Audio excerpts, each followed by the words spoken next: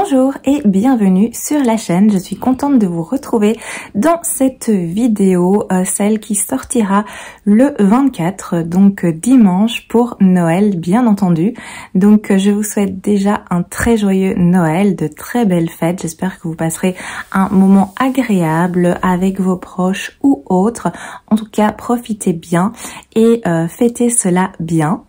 Alors on va passer maintenant aux lectures de la semaine. Il y a ceci, deux trois petites choses en plus, mais que j'ai déjà rendu à la bibliothèque. Vous connaissez un petit peu le principe. Je vais commencer par les livres qui ont été rendus à la bibliothèque. Donc d'abord j'ai lu Le Dernier Royaume, le 3e acte de Megan Rhodes.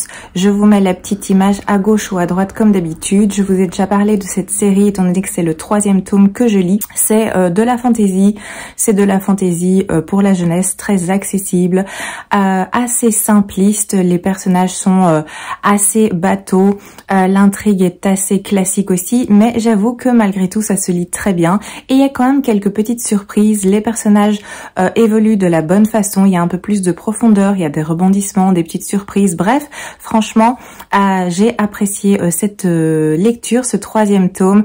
Il y a un 4e et peut-être même un 5e, je dois me renseigner à ce sujet et je vais poursuivre bien entendu parce que ça se lit de 1 extrêmement vite et de 2 je passe malgré tout un très bon moment.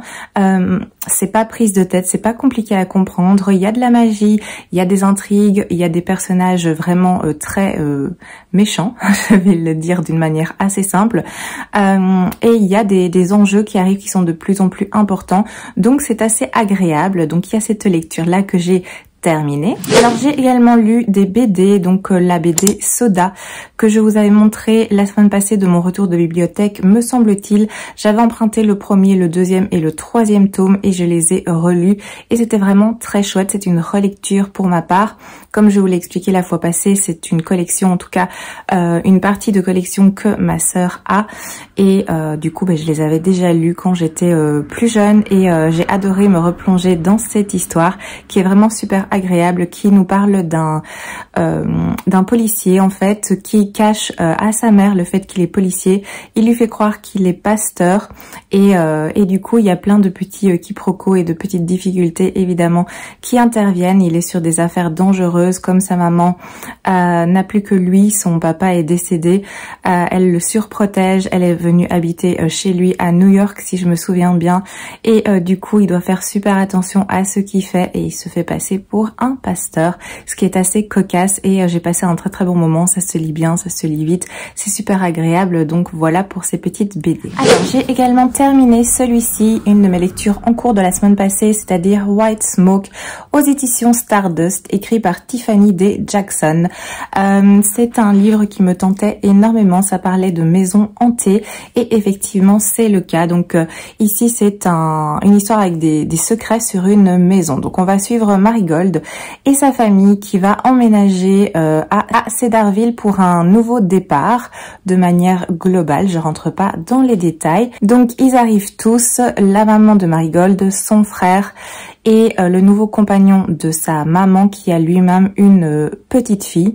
Ils arrivent tous, ils emménagent ensemble et on va vite constater que Marigold est une jeune femme qui a ses propres démons. Elle a beaucoup d'angoisse, elle a aussi des problèmes d'addiction qu'elle tente de gérer au mieux. Il y a eu un départ et qui sont arrivés dans cette nouvelle ville. C'est parce qu'il y a eu des gros soucis précédemment avec Marigold et donc la famille débarque dans cette nouvelle maison.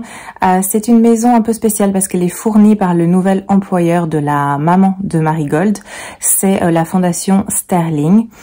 C'est une grande maison, c'est une maison qui a un certain cachet, qui est assez jolie et de premier abord, elle semble très bien, mais très vite, il y a des choses étranges qui vont se produire et en fait, Marigold semble être la seule à s'en apercevoir. Donc elle est un petit peu prise entre deux feux parce qu'elle a peur que, en disant qu'elle voit des choses étranges se passer, on pense qu'elle a replongé dans ses addictions. Elle-même ne sait pas trop où elle en est et elle va commencer à un petit peu faire des recherches sur la fondation Sterling, sur cette maison, sur le passé de cette ville, etc. Donc on va aller dans ce genre de petite histoire. Ça c'est pour le résumé. Et c'était assez divertissant, je dois bien l'avouer. L'histoire est intrigante. La nouvelle maison qui devient vite inquiétante, j'ai beaucoup apprécié. C'est une bonne thématique. Il va y avoir des phénomènes qui vont se passer, des choses qui disparaissent, des portes qui s'ouvrent, des portes qui se ferment toutes seules, des odeurs bizarres, des odeurs infectes, des ombres aussi qui vont se déplacer. Il y aura des bruits bizarres qui vont être entendus. Donc un petit climat comme ça très inquiétant, très horrifique. Et c'était une histoire intéressante, même si j'avoue que j'ai pas eu peur non plus. L'ambiance était bien présente, donc ça c'était agréable. C'est un récit horrifique qui est assez bien construit de manière générale. La thématique de l'anxiété pour le personnage de Marigold est très intéressant. Aussi concernant ses addictions, c'est une thématique auquel je ne m'attendais pas. Ce sont des thématiques auxquelles je ne m'attendais pas, donc ce fut une bonne surprise. Le livre se lit très bien. Ça se lit extrêmement vite aussi. Vous voyez, il y a quand même un interligne assez important et des marges assez grandes. Donc, ça se lit super rapidement. Le rythme est là, la plume est fluide, c'est prenant, c'est addictif. On a envie d'y revenir. Donc, c'était très bien à ce niveau-là. L'ambiance horreur est bien présente. Ce qu'on nous a vendu est bien là. Donc, bon point aussi. Le dénouement concernant cette maison ne m'a pas surprise parce que c'est vrai que je pressentais depuis un petit moment ce qui se passait, ce dont il était question, mais ça m'a pas empêché de faire une bonne lecture et de passer un bon moment. Donc c'est pas très important à ce niveau-là. Par contre, ce qui m'a dérangé, c'est le langage trop familier. Qui, je l'avoue, a été assez pénible pour ma part, mais je comprends le choix dans un sens aussi parce que on est avec des adolescents.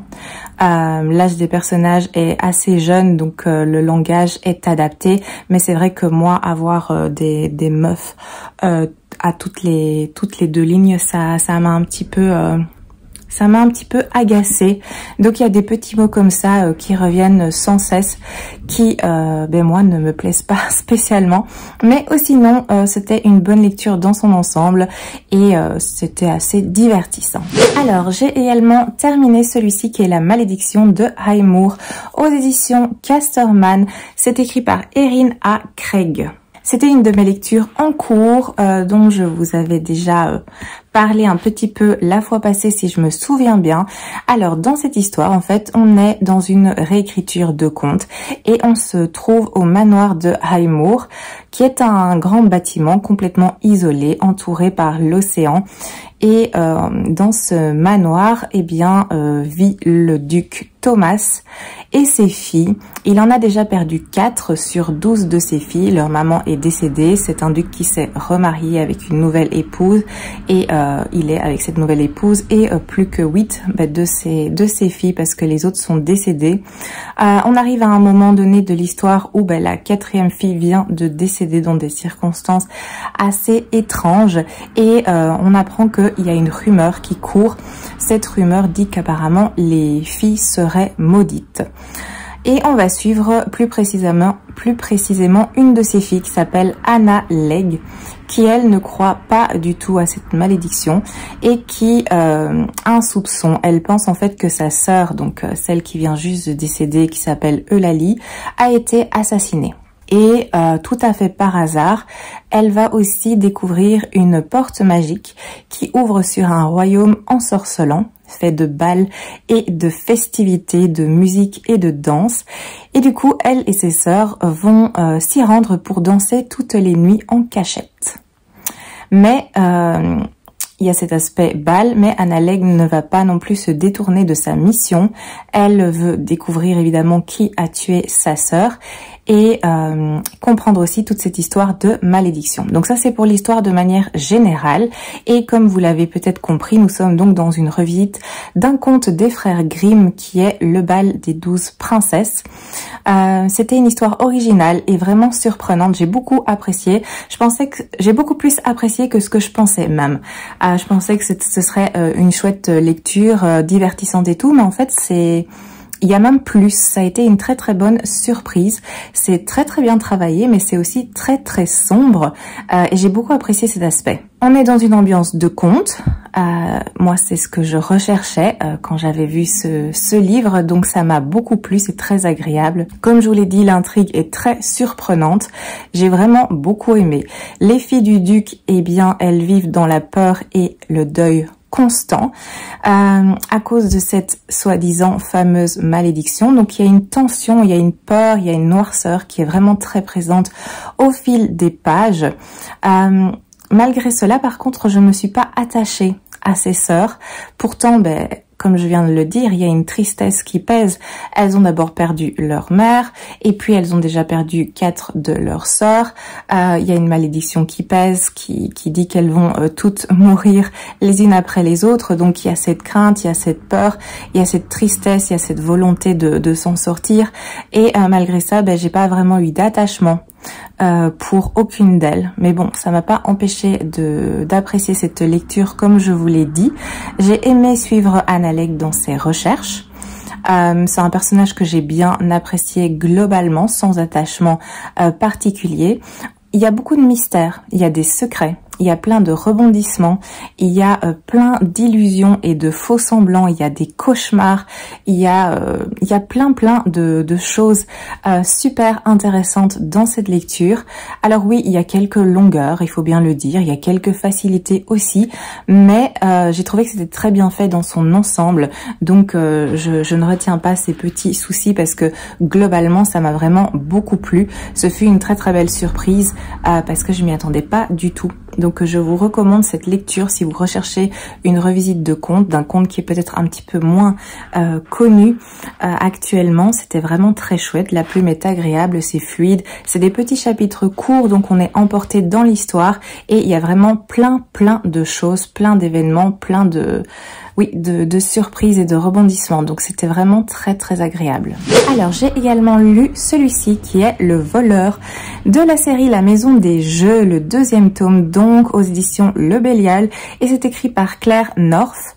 Donc c'est le 2e tome d'une série. J'avais lu le premier il n'y a pas super longtemps et j'avais beaucoup apprécié ce premier tome, donc j'ai eu envie de poursuivre avec le 2e tome bien entendu.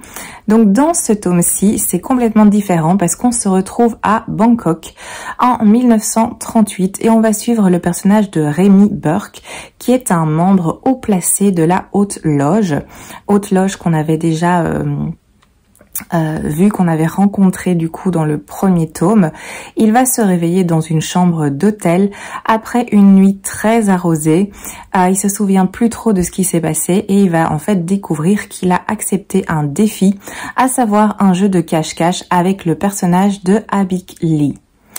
L'enjeu est très important parce que l'enjeu pour lui c'est sa mémoire. Donc s'il perd cette partie, il perdra tous ses souvenirs. Et Rémi va être directement traqué sans relâche par le personnage d'Abik Lee qui lui dispose d'1 mois pour l'attraper. Donc on a la partie qui commence, la chasse qui commence directement. Ça c'est pour l'histoire en gros. Et c'était vraiment très chouette. Nous sommes ici dans une course. Évidemment Rémi comprend pas trop ce qui se passe parce qu'il a beaucoup bu quand il a accepté ce défi. Et il se rend compte aussi que les choses se sont pas déroulées de la meilleure manière qui soit. C'est une partie qui semble très étrange, où les dés semblent faussés et pas en sa faveur à lui. Donc il va être un petit peu perdu au début, pris de court. Il va directement être traqué. Le personnage d'Abik Lee, il a beaucoup de moyens. Il a beaucoup de personnes très qualifiées pour l'aider dans sa partie de cache-cache et de recherche. Donc on a cette partie qui est pas équilibrée au début. On va suivre Rémi qui va se cacher au fond de la Thaïlande bien entendu et qui tente d'échapper à ce redoutable adversaire et c'était vraiment très agréable. La plume est top, c'est une belle plume, c'est une plume agréable, on se laisse porter, c'est des tout petits livres, hein. C'est des livres qui font environ 150 pages donc ça se lit évidemment très bien et très rapidement mais c'est très qualitatif. En tout cas moi j'aime beaucoup cette série, j'ai dévoré ce récit et je vais très vite passer au 3e tome parce que je l'ai dans ma palle. C'était vraiment une très très bonne lecture. Je peux pas trop vous en dire parce que c'est un livre qui fait 150 pages et l'intrigue, ben je vous en ai parlé. C'est cette partie de cache-cache qui finalement cache, si je puis dire, quelque chose d'autre, un enjeu plus important concernant aussi la loge, la haute loge, et c'est super intéressant et c'est très intriguant. Donc voilà pour cette petite lecture. J'ai également terminé celui-ci qui était ma lecture audio, donc de Lucinda Riley, L'ange de Marchmont Hall, aux éditions Charleston Poche, qui est un très très beau livre avec une très belle couverture. C'est dommage que le petit point ici, il soit imprimé dessus. Ça gâche un petit peu tout. Mais voilà, il y a moyen de faire ça. Comme ça, on ne le voit pas trop. Et donc, Lucinda Riley, j'avais beaucoup aimé La chambre aux papillons, qui était une découverte pour ma part de cette autrice. Du coup, j'ai envie de lire d'autres choses. J'ai aussi lu Le mystère de Fleet House, si je me rappelle bien. Et maintenant, j'ai lu celui-ci parce que je me le gardais pour l'hiver. Et ben vous comprenez, je pense, en voyant la petite couverture. Donc, je l'ai terminé. Dans cette histoire, en fait, on va suivre Greta, qui a quitté Marchmont Hall depuis 30 ans environ. Et suite à un accident de voiture, elle ne se souvient pas de la maison ni de son passé. Donc elle a une amnésie qui est là. Elle va y revenir pour Noël suite à l'invitation de David, qui est un très vieil ami. Et sur place, petit à petit, ses souvenirs vont lui revenir après qu'elle ait découvert une tombe dans le parc de ce domaine. Et là, du coup, il y a plein de choses qui vont lui revenir. Et David aussi va l'aider à combler les trous. Donc voilà, ça c'est pour l'histoire de manière générale. Je n'en dis pas plus parce qu'il faut le découvrir, je pense. Et j'ai adoré cette histoire, c'était vraiment top, c'était vraiment génial. De nouveau, j'ai accroché, c'était vraiment très très très très bien. Nous sommes dans une histoire de famille qui s'étend sur plusieurs générations. On va donc découvrir, comme vous l'avez compris, la vie de Greta, mais également celle de sa fille. Et c'est donc une saga familiale qui est vraiment très très bien construite avec de nouveau des allers-retours dans le passé, cette double temporalité que j'aime beaucoup quand elle est bien faite, et ici c'est le cas, elle est très bien faite. C'est vrai qu'au début, ça prend un petit peu de temps pour démarrer. Donc au début, il y a des choses qui se passent, on passe du temps avec Greta, sa vie d'adolescente, ce qui lui arrive, les problèmes qui se présentent à elle, etc. Donc c'est un petit peu lent, mais franchement c'est pas grave. Donc en tout cas moi ça m'a pas dérangé de passer du temps avec les personnages, d'un petit peu les comprendre, mieux les aborder. Donc moi j'ai apprécié aussi le fait que les choses s'amènent de manière plus calme et que le rythme s'accélère plus à la fin. C'est une histoire qui est très addictive, surtout sur la fin. C'est une très belle histoire aussi, avec des secrets, avec de la folie, avec des drames, avec de l'amour, avec de la vengeance. Il y a de nouveau beaucoup de choses. Les personnages sont très très bien construits, ils sont complexes et ils sont super intéressants. J'ai beaucoup apprécié apprécier, peut-être pas le meilleur terme, mais la fille de Greta est extrêmement intéressante à ce niveau-là. Donc c'est un peu le personnage fort de cette histoire. Je n'en dis pas plus parce qu'il faut vraiment le découvrir, mais je recommande grandement cette lecture qui en plus est parfaite pour le moment, pour l'hiver, avec cette belle couverture hivernale. Je pense que c'est le moment pour se plonger dedans avec son petit plaid, avec son petit thé. N'hésitez pas, c'était vraiment génial cette lecture. J'ai également lu celui-ci, donc un Michel Bussy, T'en souviens-tu, mon Anaïs, aux éditions Pocket. C'est un tout petit livre qui fait 300 pages environ. Donc ça s'est lu très rapidement, vous vous en doutez. Et je ne vais pas vous en parler pendant 3 heures parce qu'en fait ce sont des petites nouvelles, c'est pas vraiment une histoire.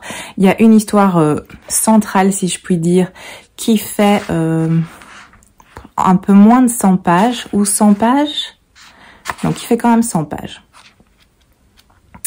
Précisément 129 pages. C'est l'histoire T'en souviens-tu, mon Anaïs. Et après, on a d'autres petites nouvelles qui font aussi un petit nombre de pages. Donc je peux pas trop m'étendre sur chaque nouvelle et vous raconter ce dont il est question. C'est pas le meilleur de Michel Bussy. Mais ça m'a fait passer un bon moment, ça me permet de pas me plonger dans un roman dense de 300, 400 ou 500 pages. C'est des petits formats avec des petites nouvelles comme ceci qui se lisent assez vite, qui sont assez surprenantes, assez marrantes aussi parfois. Donc voilà, ça m'a fait passer un bon moment, un agréable moment. Après, c'est clairement pas le meilleur livre que j'ai lu cette semaine ni cette année et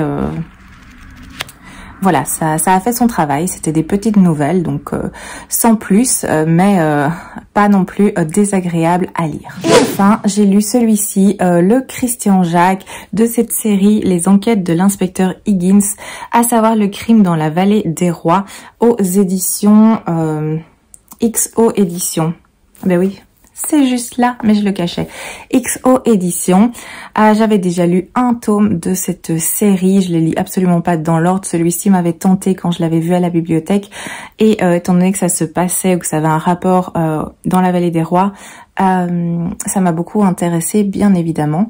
Et ici, on retrouve le personnage de cet inspecteur qui est à la retraite, Higgins, qui est invité par un ami à lui, un ancien ami, dans sa propriété, son immense villa en Égypte. Il a un grand domaine à Luxor. Cet homme est assez âgé, c'est un industriel, donc il a une grosse fortune. Il est marié avec une femme plus jeune et il a une fille qui est déjà adulte.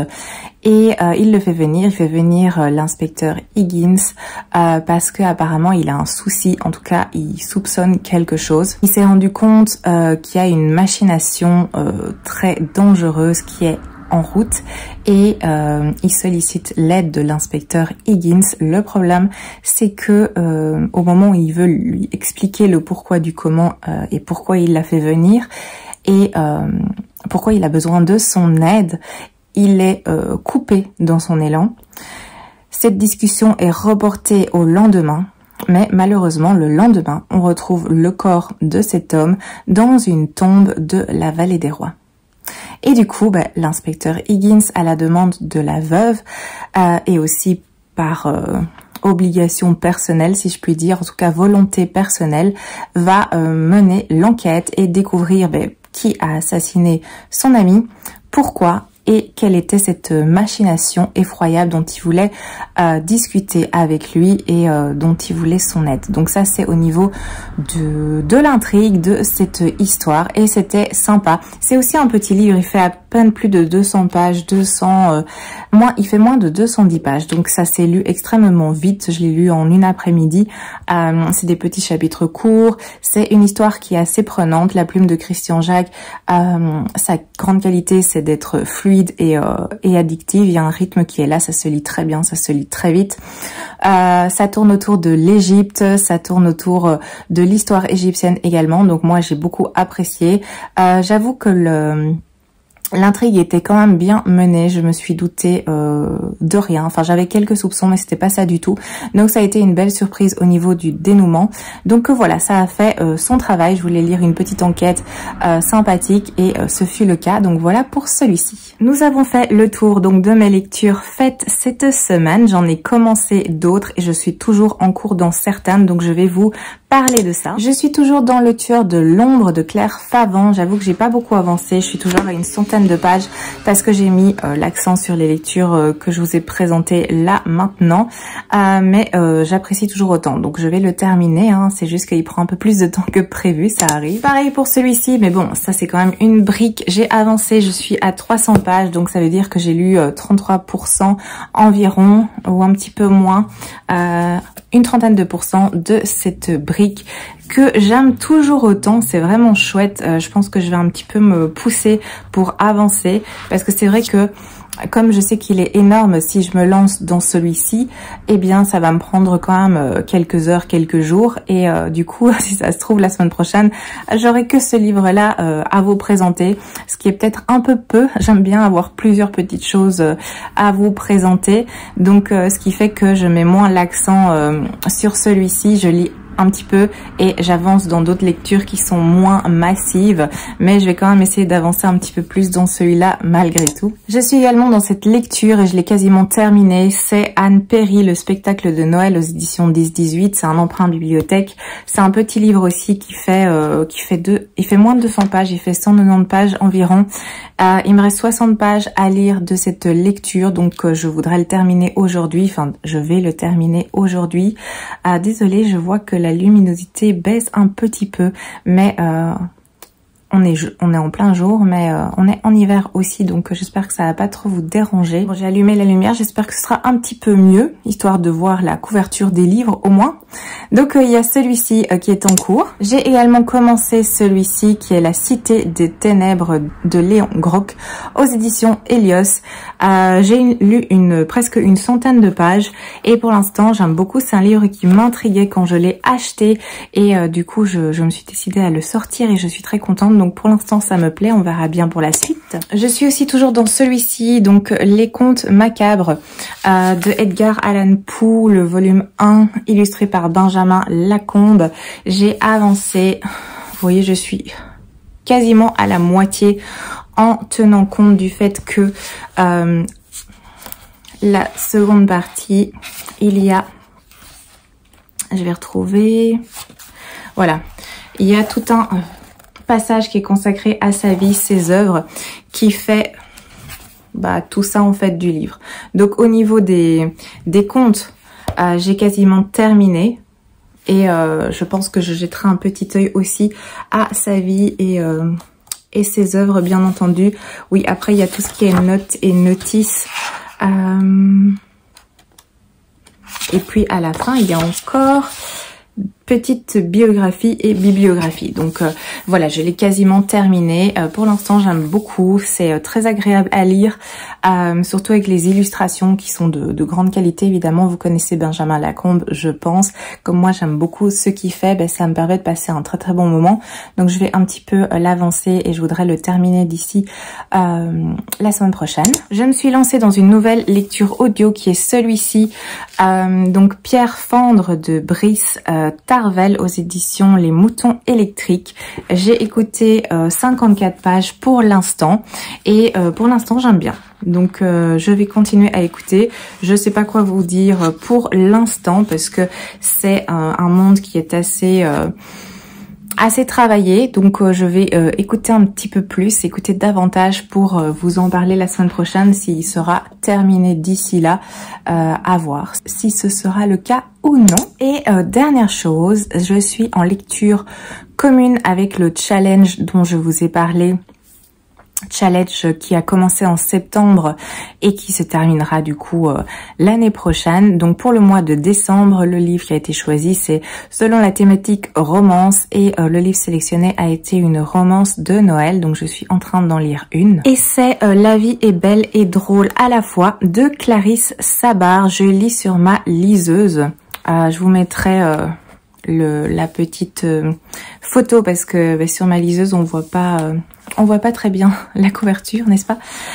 Donc je suis occupée à lire ça. J'ai lu combien? J'ai lu 48% et c'est une romance de Noël. Donc voilà, c'est pas prise de tête. Ça permet de passer un moment agréable sans grands enjeux non plus. Donc pour l'instant, ça se lit vite, ça se lit bien, ça répond à ce qu'on attend. Du coup, voilà pour cette lecture. Je l'aurai terminée d'ici la fin du mois parce qu'on a X chapitres chaque semaine et on fait cette lecture durant tout le mois de décembre, bien entendu. Donc, je vous en reparlerai à la fin du mois une fois que je l'aurai terminée. Alors, j'ai fait quelques petits achats, je vais vous montrer ça. J'ai craqué pour celui-ci, Les Sœurs Carmine, donc l'intégrale de Ariel Holz, aux éditions Nemos. Donc apparemment c'est Naos, mais c'est les éditions Nemos. Il est magnifique, avec un très très beau jaspage. Les Sœurs Carmine, c'est vrai que c'est une série que j'avais envie de découvrir. J'y pensais depuis un petit moment et ça tombait très bien que cette intégrale soit sortie tout récemment. Je me suis ruée dessus parce que j'ai vu qu'elle était déjà plus disponible dans plein d'endroits. Et ici apparemment c'était le dernier disponible en magasin à la Fnac. Du coup j'ai eu de la chance. Je sais pas s'il va être réimprimé.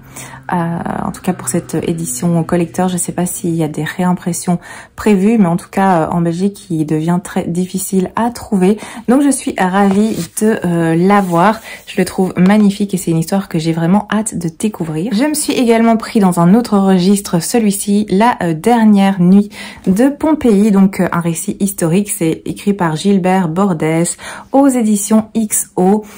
C'était pas prévu, c'était pas un achat prévu. J'ai vu ce livre passer nulle part, mais quand je l'ai vu dans le présentoir, dans le magasin, j'ai eu envie de me lancer dedans. Ça parle évidemment de ce qui s'est passé à Pompéi avant la catastrophe et l'éruption du Vésuve, et tout ce qui est historique et tout ce qui concerne l'antiquité, antiquité grecque, romane, égyptienne, mésopotamienne, tout ça m'intéresse énormément. C'est dans cette matière que j'ai fait mes études, donc évidemment ça m'intéresse et du coup j'ai très hâte de découvrir cette histoire. Et pas prévu non plus, mais je me suis décidée à acheter celui-ci, donc qui est Gardien des cités perdues. C'est le roman graphique de l'autrice qui a fait les Gardiens des cités perdues, donc Shannon Messenger. Ici c'est aux éditions Lumen. À mon avis il va y en avoir quelques-uns parce que déjà de 1 il y a plusieurs livres qui sont sortis de cette série, et ici je vois que c'est le volume 1 partie 1. Donc il y a de quoi faire, et les briques, les livres sont quand même de sacrées briques au niveau du roman. Donc c'est une série que j'ai lue il y a un petit moment et j'avais beaucoup aimé. Je crois que j'ai lu jusqu'au 5e tome, je crois que je vais lire le 6e. Donc j'avais enchaîné comme ça tous les tomes parce que moi je les ai pris en poche. Donc j'avais enchaîné tous les poches qui étaient sortis et j'avais bien aimé. C'était vraiment une chouette histoire. Puis je m'étais arrêtée parce que la suite n'était pas sortie, et c'est vrai que ça a pris un bon moment. Il y a eu un genre de creux comme ça dans la sortie des poches, et je voulais pas avoir le début en poche et la fin en grand format, c'est un peu ridicule. Donc j'ai attendu les poches. Maintenant les poches sortent. Il y a le 6, le 7, même le 8 je crois qui vient de sortir, quelque chose comme ça. Mais du coup ça fait tellement longtemps que je me rappelle de l'idée globale, mais j'ai peur de plus me souvenir assez bien de tous les petits détails, tous les petits enjeux, tous les petits personnages. Donc je me suis dit, mince, pour continuer cette série, il va falloir que je recommence et que je relise à partir du 1er tome. Et je me suis dit, ici il y a le graphique qui est sorti, donc est-ce que ce serait pas une manière de se rafraîchir un petit peu l'histoire dans la tête sans devoir relire tous les romans? Après, je vais devoir attendre aussi, parce que ça c'est roman 1, mais volume 1. Je sais pas combien il y aura de volumes par roman, mais comme il vient de sortir, la suite sortira pas non plus dans le mois, je serai pas à jour dans le mois. Mais je me dis que voilà, au moins ce sera moins long au niveau de la relecture. Alors au niveau du dessin, on a ce genre de choses. C'est pas non plus ce que je préfère, mais je me suis dit que de toute façon ça allait me plaire parce que j'ai bien aimé le roman, la série en elle-même. Donc d'office j'apprécierais sous ce format, et ce sera moins long quand je voudrais me relancer dans la série pour pouvoir lire la suite. Donc voilà pour cet achat. Et nous avons fait le tour de ce que j'ai lu, de ce que je suis en train de lire. Je vous remercie d'avoir regardé. N'hésitez pas à me dire vous-même ce que vous êtes en train de lire, ou si vous avez lu certains livres dont je viens de parler. N'hésitez pas à me dire quel est votre avis, ce que vous en avez pensé. Donc n'hésitez pas à me laisser des petits commentaires comme d'habitude, en fait, qu'on puisse discuter. C'est toujours très agréable. Je vous remercie énormément de votre présence, de votre soutien, de tout vos gentilles attentions à chaque fois. Ça me fait extrêmement plaisir, et c'est vraiment un petit moment plein de douceur de savoir que je vous retrouve chaque semaine pour échanger et papoter un petit peu autour de la lecture. Je vais vous laisser ici. Je vous souhaite encore un très joyeux Noël. Profitez bien. J'espère que tout se passera bien pour vous, et je vous retrouve la semaine prochaine. À très bientôt.